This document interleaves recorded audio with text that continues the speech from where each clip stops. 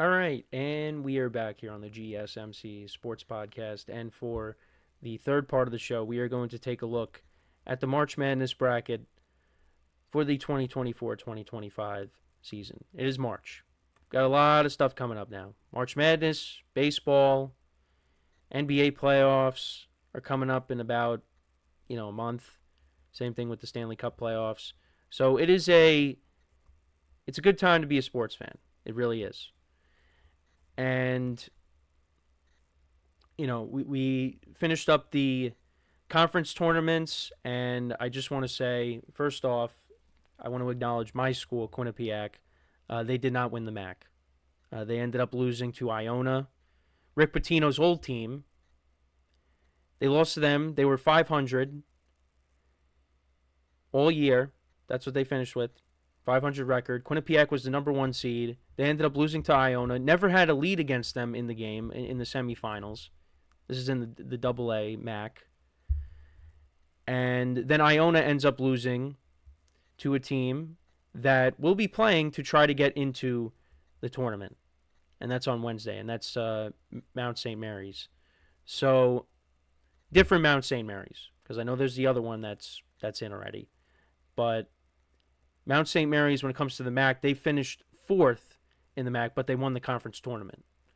So they're playing to be a 16 seed, and they will be playing against the American team, which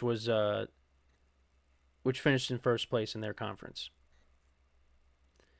So they will be playing on Wednesday.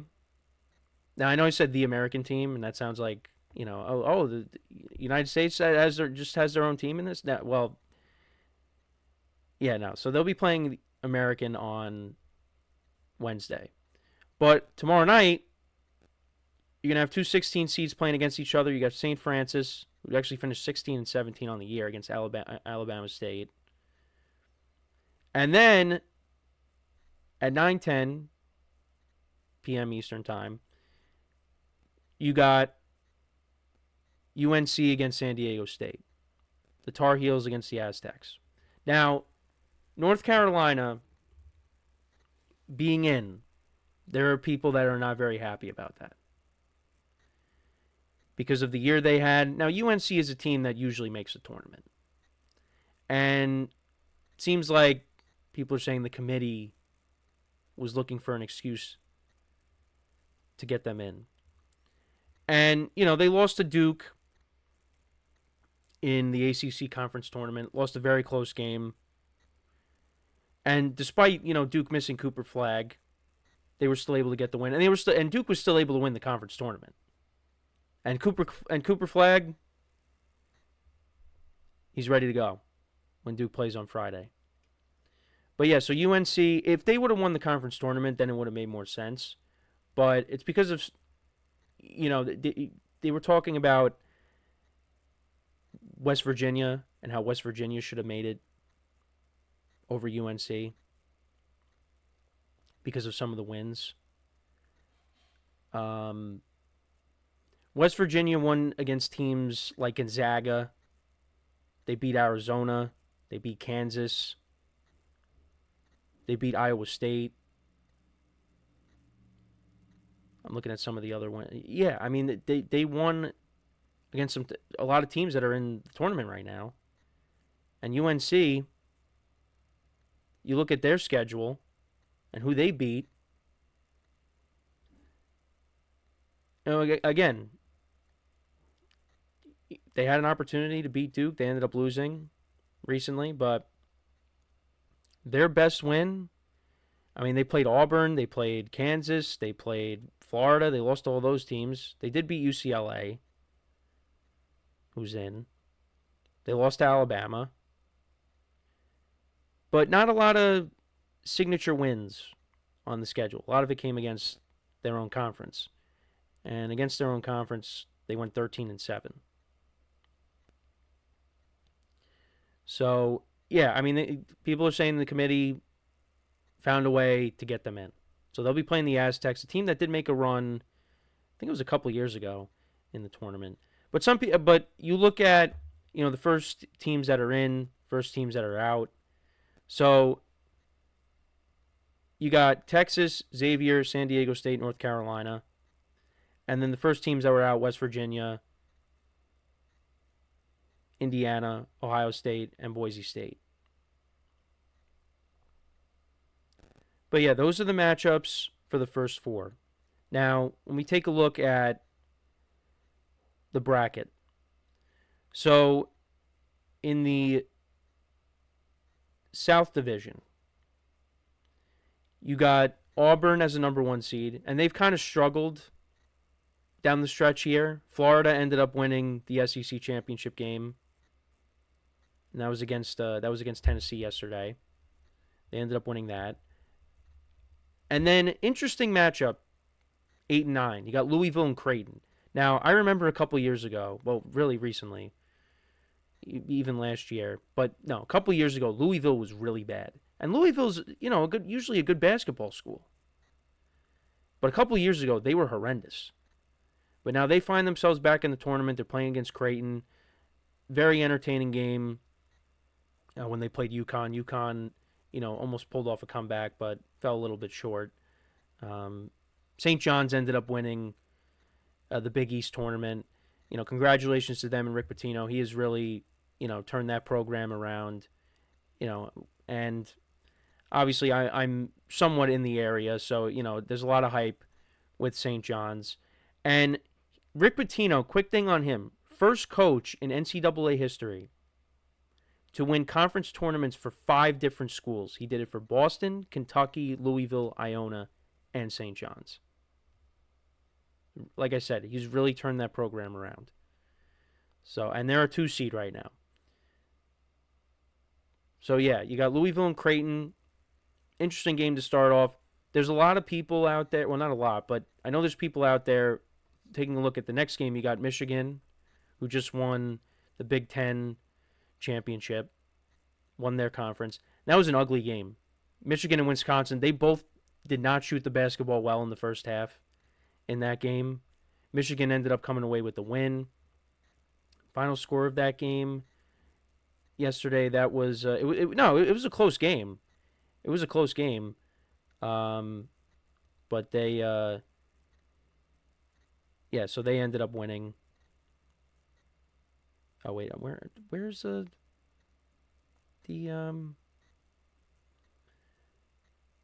game here? I don't know why all the games just went away.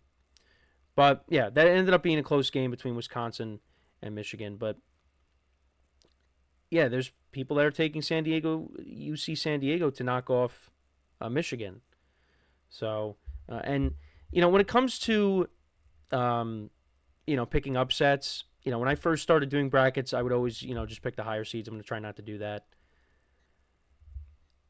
But so that's one that could be on upset alert. You also got then Texas A&M against Yale. I know from some of the things I was paying attention to, Yale could be a team that upsets A&M. Ole Miss is waiting on who they're going to play as an 11. You got Iowa State and against Lipscomb. Marquette in New Mexico, the Lobos, they made a deep run last year. And I had Marquette as one of my teams in my Final Four last year. I had three of my 4 Final Four teams last year. I had Big East teams. Didn't even realize it, but because that shows you how much of an expert I am when it comes to college basketball. But that could be an intriguing matchup. Michigan State, that's a team that I might have going to my Final Four. I might pick them to go out of this side of the bracket. I might take Michigan State to go all the way to my Final Four. So that's the South Division. Then in the West, Florida is the number 1 seed, winner of the SEC. They'll be taking on Norfolk State. Interesting 8-9 matchup. You got the 2-time defending champions, the UConn Huskies. They'll be taking on Oklahoma. They're not the same team. They're clearly not. I might take them to win this game, but if they go up against Florida, I'm probably going to take Florida. Then you got Memphis and Colorado State, 5 in the 12. You got Maryland and Grand Canyon. Grand Canyon advanced a little bit last season. I think I took them again to the Sweet 16, but I think they got knocked out and well, I think they got knocked out in the next round. But they're a team that's got a lot of seniors on it, so we'll see what happens there. Missouri and Drake. Drake won their conference. That could be a potential upset. Texas Tech and UNC Wilmington. You got Kansas and Arkansas, two all-time head coaches going at it in that game. So that'll be interesting. John Calipari no longer with Kentucky now, is with Arkansas. It's weird, but yeah, no, he's there now. And then you got, of course, St. John's against Omaha. Probably going to take St. John's. St. John's is a team, struggles shooting the three, but, and that could be a problem for them in this tournament. They could be a team that they can make a deep run or they get knocked out early. But, good to see them in it. And then on the other side, Duke is the number 1 seed in the East. And then you got 8-9 Baylor and Mississippi State. Oregon and Liberty. Akron and Arizona. That's another one that I saw could be a potential upset. BYU and VCU. I know when I was watching the bracket breakdown on after they announced all the matchups, I know they were talking about VCU being a potential upset for BYU. Wisconsin against Montana. Then you got St. Mary's, not the St. Mary's we talked about in the MAC, but the other St. Mary's against Vanderbilt, and then Alabama is taking on Robert Morris. And then Houston is the number 1 seed in the Midwest. They will be taking on SIU Edwardsville. Got to be honest, not heard of that team before, or that school before. And they will play, and if the winner of that game will play the winner of Gonzaga, Georgia, in the round of 32. Then you got Clemson and McNeese. Clemson's the number 5 seed against McNeese, which is a 12. Purdue is a 4. They were the runner-up last year, 13 against. They will be playing the 13 seed in High Point. Illinois, waiting on who they'll play. Kentucky against Troy. Then you got UCLA against Utah State. And then Tennessee is a number 2 seed against Wolford. So that is the bracket. Now I will, make it once the first 4 that gets finalized. But it's going to be fun. It is going to be a fun tournament. I'm going to do my best to try to cover the matchups as we move along. And obviously you got the women's tournament as well that has started. But really excited. Always love watching March Madness. I know I'm not super into it during the regular season, although I did pay attention to some of the conference tournament games. Some of the bigger games. I watched Alabama and Auburn a couple weeks ago. Some of the Big East games I've paid attention to, and obviously being in the St. John's area, it's cool to see them in. Would have liked to seen the Bobcats from Quinnipiac get in, but once again they fall short. They get knocked out in the semifinals again. So, it is what it is. I thought the women's team had a shot because the women's team also played in the championship game against Fairfield, but they ended up losing. So no representation from my school in it. Maybe next year will be the year, but I've said that the last couple of years. But hey, the hockey team for Quinnipiac won, so at least I have that from a couple of years ago. But let me know what you guys think about the bracket. I was going to talk some NBA, but basically this is what I'll say on the NBA. So LeBron, I think, is going to be out for at least another week. Jalen Brunson is going to be out with his injury late March, early April. He could be back. Cavaliers, their 16-game winning streak got snapped yesterday by the Magic. Magic pulled off a double-digit comeback and knocked them off. So that winning streak comes to an end. But look, it's got to give the Cavs credit. This is their 3rd winning streak of this, of this total this year, or close to this total. So impressive what they're doing. But yeah, we will talk about we'll talk some NBA this week. But just with the Bengals stuff, kind of changed how I was going to do the show today. So, but let me know what you guys think about the bracket. What are some of your favorite matchups going into the first round here? Let me know in the comments. So we are going to take our next break, and then when we come back, we'll talk some baseball. We got the Dodgers and the Cubs starting off the season tomorrow. Opening day is tomorrow. I mean, unofficially, I get. Well, officially, but like not. It's a unique uh, situation with the Cubs and the Dodgers opening up in Japan.